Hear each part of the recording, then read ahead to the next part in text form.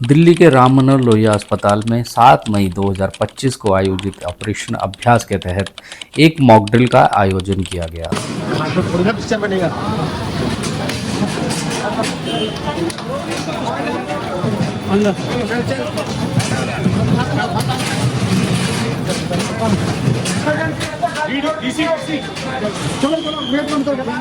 इसका भी ले लो। हाँ ले रहे थे।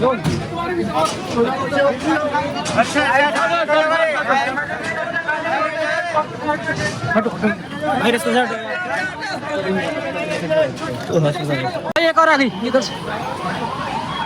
भाई ये मॉक ड्रिल चल रही है आरएमएल हॉस्पिटल में सिविल डिफेंस की। यह मॉक ड्रिल देश भर के 244 जिलों में आयोजित की गई थी,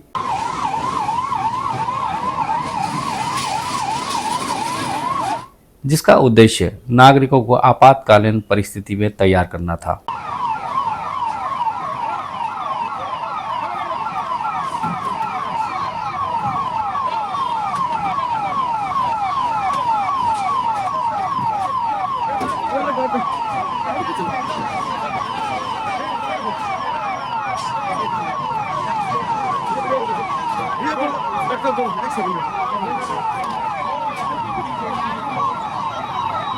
इस तरह की मॉक ड्रिल जो है तमाम बड़ी बड़ी बहुत की जा रही है सिविक सर्विसेज।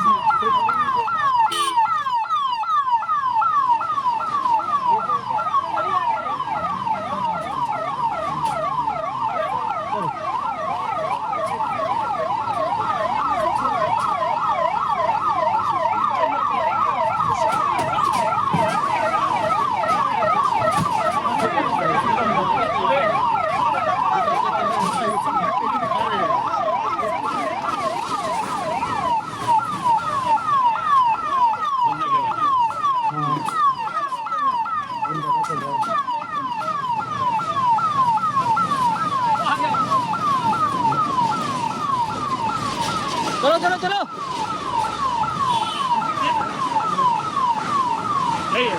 बस बस बस पीछे आ जाओ यार, पीछे आ जाओ।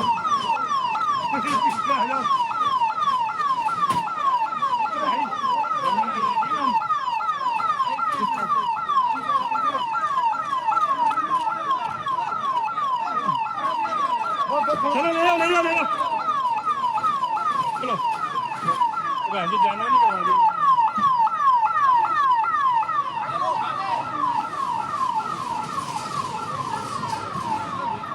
यार पीछे आ जाओ, पीछे पीछे आ जाओ। मर जाएगा। अरे एक और आगे, एक और आगे पीछे।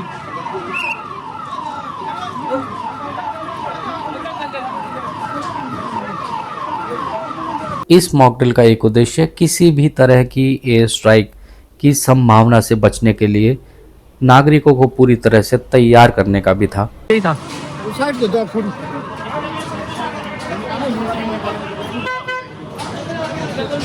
भाई दिल्ली के आरएमएल हॉस्पिटल में मॉक ड्रिल कर रहे हैं अभी कि अगर कुछ इमरजेंसी होती है तो कैसे पेशेंट्स को लेके आना है।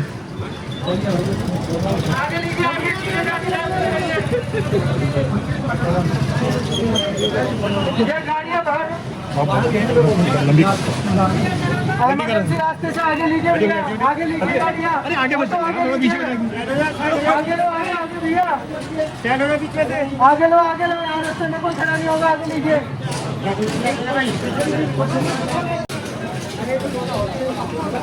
बोलते रहो चलो चलो चलो ऐसे बोलते रहो। इसी क्रम में दिल्ली में स्थित बीजेपी हेडक्वार्टर में भी इसका अभ्यास किया गया।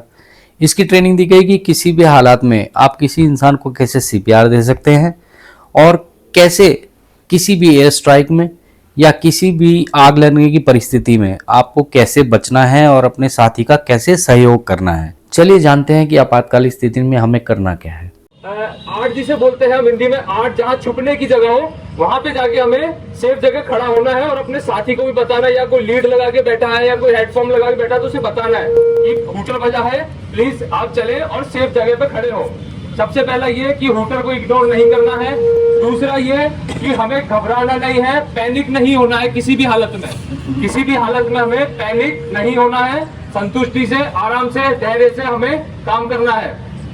तीसरा, जैसे ही पैनिक बटन बज के आपका हूटर चालू होता है, आपको ऐसी जगह खड़ा होना है जहां पास में दरवाजे ना हो और खिड़की ना हो।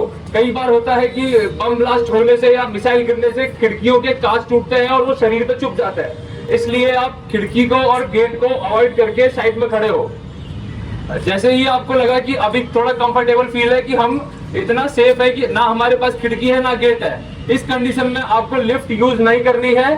बिना लिफ्ट यूज करे स्टेयरकेस से, जिसे अपन इमरजेंसी एग्जिट के नाम से भी जानते हैं, वहां से उतर के हमें बेसमेंट में जाके इकट्ठा होना है। आपने बेसमेंट में पिलर देखे होंगे, उन पिलर के चारों तरफ झुंड बना के और आपको सेफली खड़ा होना है जब तक आपको सेकंड अलार्म का हूटर ना बजे कि अभी एयर स्ट्राइक समाप्त हो चुकी है, जब तक आपको वहीं पर इंतजार करना है। ये हुआ कि पहला भाग कि हमें एयर स्ट्राइक का पहले क्या करना है। जब एयर स्ट्राइक चल रही है तो आप सभी के पास में एक फर्स्ट एड होना चाहिए। फर्स्ट एड के अंदर होनी चाहिए एक आपकी पानी की बोतल, एक आपके फोन के लिए पावर बैंक और एक आपका फोन, दूसरा आपके पास टॉर्च और तीसरा छोटी मोटी मेडिसिन जिसको बीपी हाई वगैरह या चक्कर वगैरह आते हैं, ORS गोल वगैरह, ये आपको अपने बैग में एनी टाइम साथ रखना है जब तक एयर स्ट्राइक खत्म नहीं होती है। जहां भी आप जाएंगे असेंबली पॉइंट में या बेसमेंट में, वहां उसको फर्स्ट एड को आपको अपने साथ लेके जाना है। ये हुआ सेकंड, जिस टाइम एयर स्ट्राइक चल रही हो आराम से शांति से खड़ा होना है।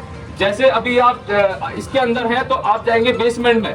यदि बाहर अगर कोई गाड़ी ड्राइव कर रहा है, गाड़ी ड्राइव करते समय अपनी गाड़ी को साइड में पार्क करके उसकी सारी लाइट बंद करके और आप एक सेफ जगह ढूंढेंगे जहां पे खड़े हो जाए और उसमें कहीं ना कहीं हमें आड़ मिल सके या फिर पुलिया के नीचे भी आप जाके खड़े हो सकते हैं। इतना समझ आया सभी को? ठीक है। एयर स्ट्राइक खत्म हो जाने के बाद में आपको जब दिशा निर्देश मिलेंगे कि अभी सब कंफर्टेबल फील है, आप अपने अपने स्थान ग्रहण कर सकते हैं, उस समय आपको ध्यान रखना है कि 1 बाय 1 धीरे धीरे चल के और अपनी सेफ स्थान पे पहुंचना है, ना कि आउटसाइड जाना है। ऐसा नहीं है कि हम देखने रोड पे जा रहे हैं, XYZ कुछ नहीं करना है। और इस कंडीशन के अंदर आप अफवाह से और कोई फोटो या पिक्चर ना लें और उनसे बचे, ना किसी से आप शेयर करें। ये आपको फॉलो अप करना है। यदि अगर ऐसे सपोज करो कि किसी बिल्डिंग के ऊपर मिसाइल गिरती है या बम गिरता है, विस्फोट में दब जाती है, उस कंडीशन के अंदर यदि कोई घायल हमारा साथी हो जाता है, उसको हमें बाहर कैसे निकालना है, कैसे उसका रेस्क्यू करना है और कैसे उसको सेफ हमें करना है, उसकी भी एक बार हम प्रैक्टिस अभी करेंगे। ऐसी कंडीशन में कई बार होता है कि किसी के घबराहट के मारे अटैक आ जाता है, जिसे हम लेफ्ट अटैक बोलते हैं, हार्ट अटैक। उस कंडीशन के हम अंदर हमें CPR भी उसे दे के बचा सकते हैं, क्योंकि तुरंत अटैक आए हुए को हम बचा सकते हैं। दूसरा, यदि कोई मलबे में दब गया तो उसको हम रेस्क्यू कैसे करेंगे, उसको कैसे सेफली बाहर लाएंगे, इतना अभी हमें करना है। वो सांस लेना चाह रहा पर नहीं ले पा रहा, व्यक्ति के मुंह में चिंगम थी, चबा रहा था, चल रहा था, गिर गया, उसकी चिंगम यहाँ अटक गई, फंस गई, वो सांस लेना चाह रहा है बट नहीं ले पा रहा है, तो उस कंडीशन में उसके मुंह खोल के और उसका एयरवे चेक करना है कि वो सांस लेना चाहता है, ले पा रहा है कि नहीं, कोई यहाँ टूट फूट तो नहीं है, कोई कुछ फंसा नहीं है। एयरवे चेक करने के बाद आता है बी का मतलब होता है ब्रीथिंग। उस व्यक्ति की आपको ब्रीथिंग चेक करनी है। आप उसके अपनी ये जो उंगली होती है, ये सेंसिटिव पार्ट होता है, इसको यदि आप लिप्स पे रखेंगे और यहाँ पे फील करेंगे तो उसकी सांस लेने और छोड़ने की पता लगेगा। सेकंड, आप यहाँ हिट्टे पे लगा के चेक कर सकते हैं या फिर यहाँ पे नवस के ऊपर फील कर सकते हैं। मुंह मुझे खोलना है, इसके लेफ्ट तरफ बैठना है, और उसका राइट है तो मुझे लेफ्ट तरफ बैठ के उसका मुंह खोल के खोलो और उसके मुंह में उंगली घुमानी है, उसका एयरवे चेक करना है। सेकंड, उसके यहाँ हाथ रख के या फिर यहाँ पे हाथ रख के या फिर उसकी यहाँ नवस पकड़ के मुझे चेक करना है उसकी ब्रीथिंग चालू है नहीं चालू है। अभी कॉल एम्बुलेंस कर दिया, उसके बाद मुझे इसको मसाज करनी है, जिसे बोलते हैं CPR मसाज।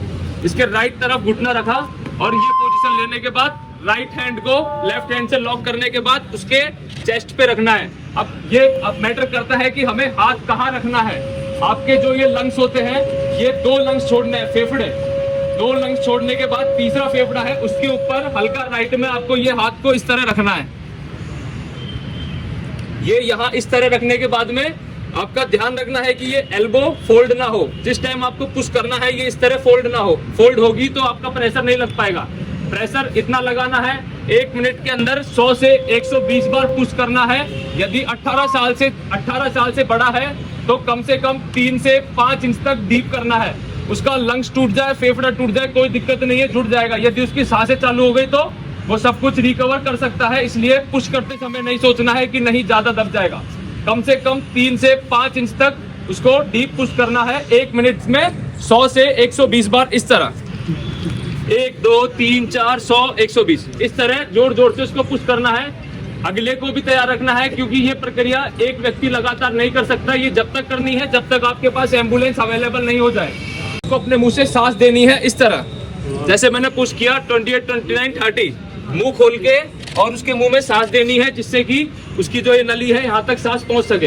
इतना समझ आए सभी को? ठीक है, साइड करके ये घायल है, इसके इस तरह होना है और इसके घुटने में हाथ डाल लेना है। घुटने में हाथ डाल के और इसके पाँव पीछे करने के बाद इसके जो पाँव है इस पे अपने लेग्स रखना है, नहीं तो ये घायल है, इधर उधर गिरेगा, बाहर निकाल देगा। इतना करने के बाद इसके घुटने पकड़ के इस तरह हाथों में डालना है। इसके हाथों में इस तरह हाथ डाल लेना है। ये समझ आया सभी को? दूसरे में भी इस तरह डालने के बाद इसके पाँव के ऊपर पाँव रखे और इसको खींचना है, इसको झटके से